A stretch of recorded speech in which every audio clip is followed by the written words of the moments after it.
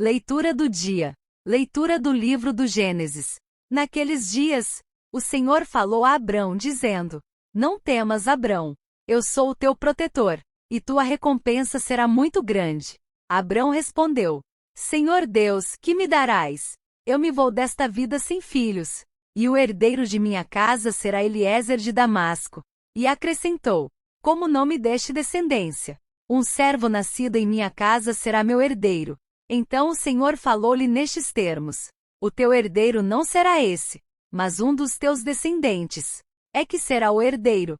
E conduzindo-o para fora, disse-lhe: Olha para o céu e conta as estrelas, se fores capaz.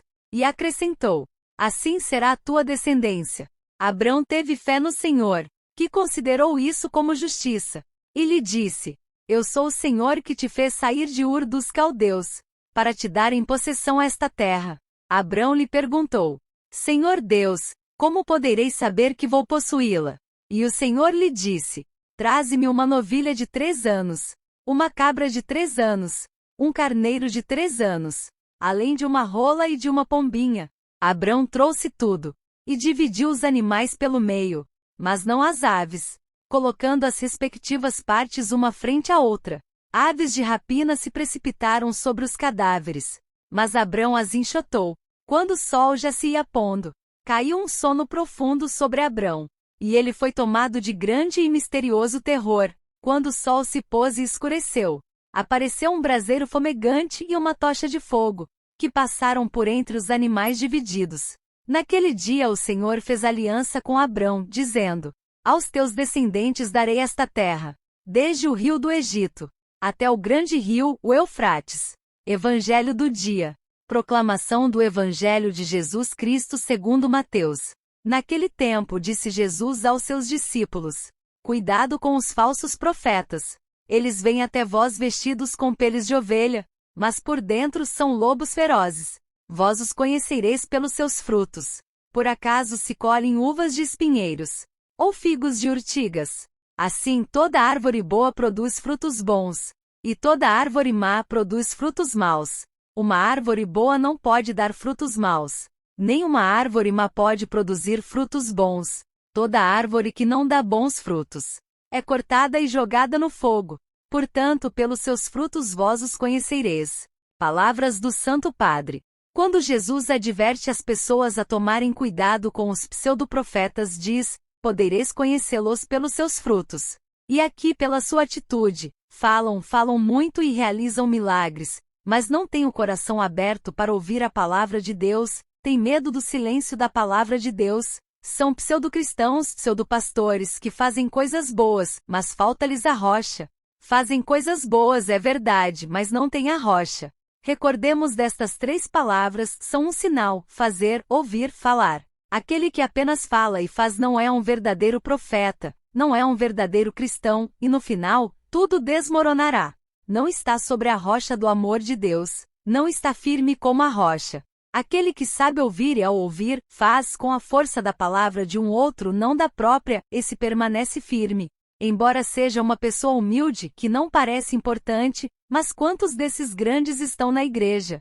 Quantos grandes bispos, quantos grandes sacerdotes, quantos grandes fiéis que sabem ouvir e ouvindo fazem? São Ireneu, bispo de Lyon e mártir. Ainda jovem, teve como professor o bispo Policarpo, que por sua vez, foi discípulo do apóstolo São João. Foi uma verdadeira testemunha cristã em um período de dura perseguição. Para evangelizar celtas e germânicos, ele aprendeu as línguas destes povos, conhecidos como os bárbaros.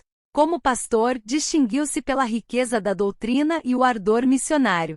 Uma das heresias que enfrentou foi o gnosticismo, movimento filosófico religioso, segundo o qual a fé, ensinada pela Igreja, era apenas simbolismo. Dos seus escritos sobraram apenas 2 obras, os 5 livros intitulados Contra as Heresias e a Exposição da Pregação Apostólica.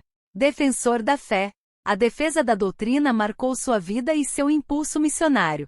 Na sua obra, Contra as Heresias adversus hereses, escreve: A Igreja, não obstante esteja espalhada pelo mundo, preserva com zelo a fé dos apóstolos, como se residisse em uma só casa. Do mesmo modo, ele acreditava nestas verdades, como se tivesse uma só alma e um só coração. Em plena conformidade com estas verdades, ele as proclamava, ensinava e transmitia, como se tivesse uma só boca.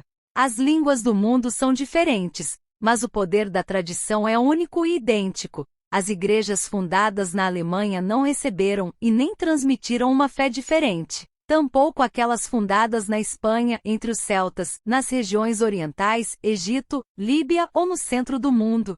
Visão de Deus e imortalidade. Para Irineu, que expôs com clareza as verdades da fé, o credo dos apóstolos era a chave para interpretar o Evangelho. A glória de Deus, escreve, dá a vida, por isso aqueles que veem Deus recebem a vida. Desta forma, aquele que é ininteligível, incompreensível e invisível, torna-se visível, compreensível e inteligível pelos homens, para dar a vida a quem o compreende e vê. Quem não recebeu a vida não pode viver, porque a vida só pode ser recebida com a participação do Ser Divino. Pois bem, esta participação consiste em ver Deus e em gozar da sua bondade. Logo, os homens verão a Deus para viver e se tornarão imortais e divinos em virtude da visão de Deus.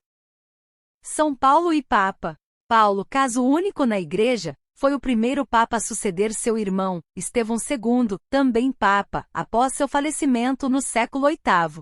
Este homem bondoso governou a Igreja, cujas terras foram invadidas pelos lombardos, mas recebeu a ajuda dos francos. Paulo I salvou muitas relíquias cristãs dos saques.